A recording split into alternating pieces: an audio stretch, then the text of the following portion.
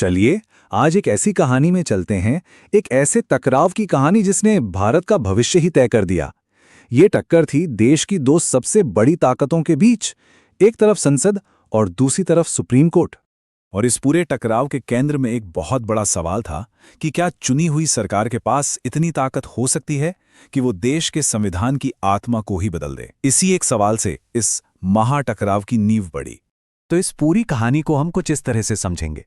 पहले देखेंगे कि संविधान में वो कौन सी बात थी जिससे सारा संघर्ष शुरू हुआ। फिर बात करेंगे पहली टक्कर की, जिसमें संसद का पलड़ा भारी रहा। इसके बाद देखेंगे कि कैसे अदालत ने पलटवार किया, फिर संसद ने अपनी पूरी ताकत दिखाई, और आखिर में वो कौन सा समझौता था जिसने हमारे लोकतंत्र को एक नई दिशा दी। देखिए, इस महाटकराव की जड़ें कहीं बाहर नहीं बल्कि खुद हमारे संविधान के अंदर ही मौजूद थीं।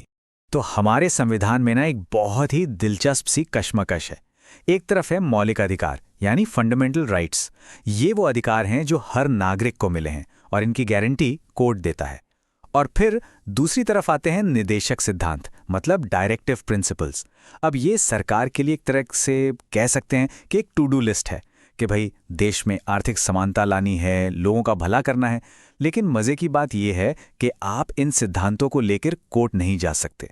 अब मौलिक अधिकारों की रक्षा के लिए हमारे पास है अनुच्छेद 13। ये एक तरह से इन अधिकारों की ढाल है। ये साफ साफ कहता है कि सरकार कोई भी ऐसा कानून नहीं बना सकती जो इन अधिकारों को कम करे या छीने, और अगर बना भी दिया तो वो कानून रद्द माना जाएगा। लेकिन यहीं पर कहानी में एक ट्विस्ट आता है। एक दूसरा अनुच्छेद है अनुच्छेद 368, जो संसद को जबरदस्त ताकत देता है।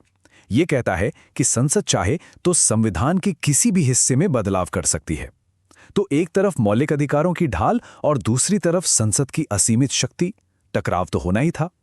और इस टकराव की पहली चिंगारी तब भड़की जब आजाद भारत की सरकार ने जमींदारी खत्म करने और भूमि सुधार के लिए कानून बनाने शुरू किए।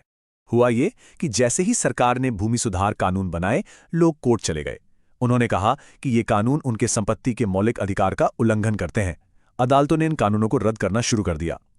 अब संसद ने इसका जवाब दिया और 1951 में संविधान में पहला संशोधन कर डाला। मामला सुप्रीम कोर्ट पहुंचा और शंकरी प्रसाद केस में सुप्रीम कोर्ट ने संसद का साथ दिया। कोर्ट ने कहा कि अनुच्छेद 368 के तहत संविधान बदलने की संसद की शक्ति असीमित है और इस पर मौलिक अधिकारों की कोई रोक-टोक नहीं है। तो पहला राउंड पूरी तरह से संसद के नाम रहा। लेकिन ये शांति ज्यादा दिन नहीं टिकने वाली थी। लगभग 15 साल बाद सुप्रीम कोर्ट ने एक ऐसा फैसला सुनाया जिसने सब कुछ बदल कर रख दिया। 1967 में आया गोलकनाथ केस का ऐतिहासिक फैसला।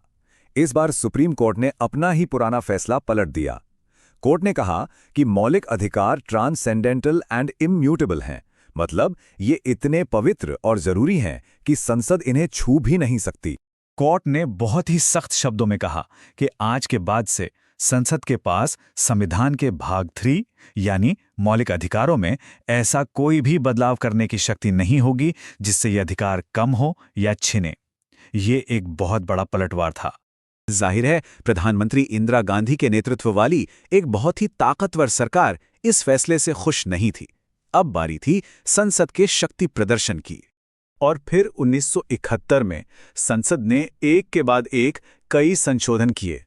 24वें संशोधन में कहा गया कि संसद संविधान के किसी भी हिस्से को बदल सकती है जिसमें मौलिक अधिकार भी शामिल हैं। 25वें संशोधन ने संपत्ति के अधिकार को और कमजोर कर दिया और 26वें संशोधन ने राजा महाराजाओं के प्रिवी पर्स यानी उनके विशेष भत्ते भी खत्म कर दिए। ये सुप्रीम कोर्ट को एक सीधा संदेश था। अब टकराव अपनी चरम सीमा पर था। देश की दो सबसे बड़ी संस्थाएं आमने सामने थीं। अब इस मामले को हमेशा के लिए सुलझाना जरूरी हो गया था और इसके लिए बैठी सुप्रीम कोर्ट के इतिहास की सबसे बड़ी बेंच। ये ऐतिहासिक दिन था। साल था 1973 और केस का नाम था केशवानंद भारती। इस केस की सुनवाई के लिए 13 जजों की एक पूरी बेंच बैठी। जो भी फैसला यहां से आना था वो भारत के भविष्य की दिशा तय करने वाला था। और फैसला आया 7-6 के बेहद मामूली अंतर से। सोचिए, सिर्फ एक वोट ने यह तय किया कि भारत का लोकतंत्र किस रास्ते पर चलेगा। इससे ज्यादा नाटकीय कुछ नहीं हो सकता था। तो कोर्ट ने एक बीच का रास्ता निकाला। एक ऐसा रास्ता जिसे आज हम बुनियादी ढांचे के सिद्धांत या बेसिक स्ट्रक्चर डॉक्ट्रिन के नाम से जानते हैं।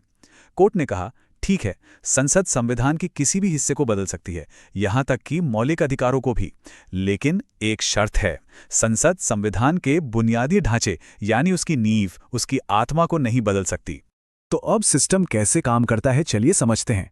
स्टेप 1, संसद कोई भी संवैधानिक संशोधन पास करती है। स्टेप 2, सुप्रीम कोर्ट उस संशोधन की समीक्षा करता है। स्टेप 3, कोर्ट ये जांचता है कि कहीं ये बदलाव संविधान के बुनियादी ढांचे को तो नहीं बदल रहा। और स्टेप 4, अगर कोर्ट को लगता है कि हाँ, ये बुनियादी ढांचे का उल्लंघन है, तो वो उस संशोधन को रद्द कर सकता है। इस एक सिद्धांत ने भारतीय लोकतंत्र की पूरी तस्वीर बदल दी। चलिए देखते हैं कि इसकी विरासत क्या रही और इसने हमारे लोकतंत्र को कैसे बचाया। तो अब सवाल उठता है कि ये बुनियादी ढांचा है क्या। समय समय पर कोर्ट ने बताया है कि इसमें क्या क्या शामिल है, जैसे संविधान की सर्वोच्चता, देश का धर्मनिरपेक्ष होना, शक्तियों का बंटवारा, कानून का राज और स्वतंत्र चुनाव। ये वो स्तंभ हैं जिन पर हमारा लोकतंत्र टिका है। आखिर में इस सिद्धांत ने संसद और सुप्रीम कोर्ट के बीच शक्ति का एक नया संतुलन बनाया। इसने ये पक्का कर दिया कि कोई भी सरकार कितनी भी ताकतवर क्यों ना हो, वो अपनी मनमर्जी से लोकतंत्र के मूल सिद्धांतों को खत्म नहीं कर सकती। ये सिद्धांत भारतीय लोकतंत्र का एक सुरक्षा कवच बन गया। तो ये कहानी हमें एक बहुत गहरे सवाल पर लाके छोड़ देती है। सिर्फ भारत ही नहीं, किसी भी देश की पहचान का वो अटूट, वो बुनियादी ढांचा क्या होता है जिसे कभी नहीं बदला जाना चाहिए। इस पे जरूर सोचिएगा।